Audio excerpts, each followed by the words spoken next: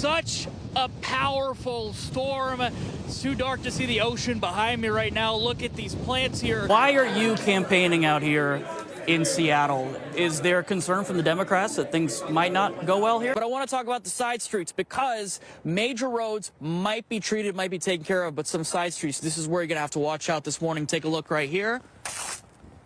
You hear that? That's Mariners magic, down 8-1. The rally shoes came out, and the rest, as they say, is history. What's wrong with this winter, and what could happen this summer? Well, it definitely has been a mild winter. People might like that, but why is that a problem? Yeah, I think it's mostly from a water supply point of view. Right now, there is a large, fast-moving wildfire in the Los Angeles area. Perdieron todo.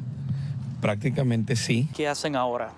Pues están muy tristes. Things are not looking good. You mentioned the interstate closed. Take a look over my shoulder at this long line of cars over here of people trying to get out of the summit. Right now, they're stuck. Out in the cold, we found Robert Ward in his driveway. You a little nervous about the trees on your property? Sometimes, yeah. I got some pretty big trees down there. It's been out for about an hour, and we're good. You know, we have water. We have a wood stove. My wife, she's cooking. What's she making? Scrambled eggs and sausage burritos.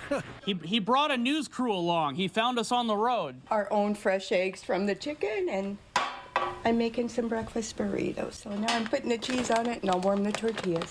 Good to have a wood stove these days, right, huh? yeah. The situation is under control. They're just trying to reunify parents with students. That's what you're trying to do right now. Yes. Well, they're not taking any chances. They said they evacuated last night. They came back today. They still have their stuff ready just in case.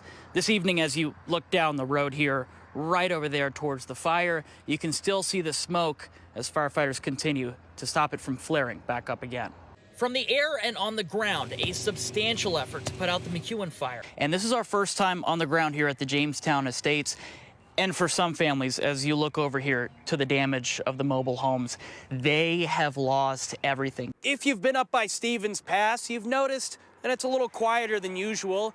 You can't go skiing or snowboarding here yet. There's a whole lot of vegetation that can burn in this hot weather. That's why this statewide burn ban is now in effect. It's probably the strongest wind that I've felt in my 2 years here working in Western Washington. Reminds me a lot of where I grew up in the South, did a lot of hurricane tropical storm coverage there. Some just going with the flow, but no matter what, there's a lot of uncertainty at SeaTac.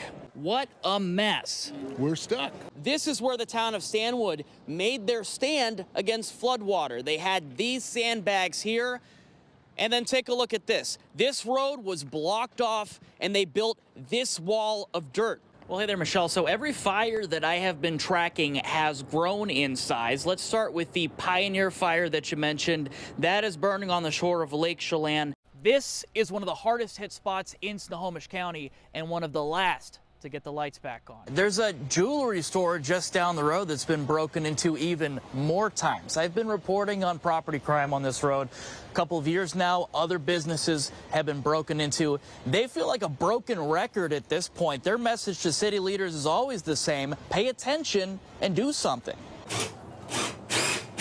Matt Humphrey, owner of Ballard's Steel Barber and Spa, says it's beyond exhausting fixing up yet another window from another crime caught on camera. And literally within minutes they brought their own trash bag and were filling it with beauty products and jackets, which is what we sell to try to pay the rent and pay our tax base here in Seattle. 4 break-ins in 2 years. He says 4 too many. I've been waiting out failed policy for 3 years. I've asked you this over and over again. Are you going to stay doing business in Seattle? Paul, I have no choice. I'm so vested here. It's either that or go bankrupt. No, I mean, these two are my favorite cases. Some business owners on this street are a fired up bunch. They need this to work, for the city to pay attention. This is like my heart and soul. This is my art. And I feel really strongly about defending it. Down the road at Begin, jewelry store owner M.K. Byrne has been broken into 7 times in 2.5 years. Seen here in 2022, she camped up in her business and chased off a burglar. The most recent attempt was in October. From what I understand, it takes a really long time to prosecute anyone who's has been caught breaking and entering. It's very rare they are even caught. And there's another issue. This week, as property crime numbers were reportedly down in the city, Seattle Police Chief Adrian Diaz also acknowledged that the data may be wrong. It's not always an accurate reflection of our overall crime. Matt is not surprised. Make this your #1 priority. I mean, there's a lot going on in the city, but small businesses are the backbone of your community, they're the backbone of your tax base. Help us fix this now. They have cleared this road out because this area is where they're going to make a stand. Brennan Fire Chief Tim Manley took us right to the fire. The 2620 fire, or Jupiter fire, is burning and growing. So right now we currently have 175 firefighters on scene. And more crews are on the way. You believe that the fire could come down to this point? The experts are telling us that it will come up to this. It's slow crawling. The fire chief took us through the Duckabush area where residents have been told to get ready. This road that helicopters were flying over, dumping water right over the smoke.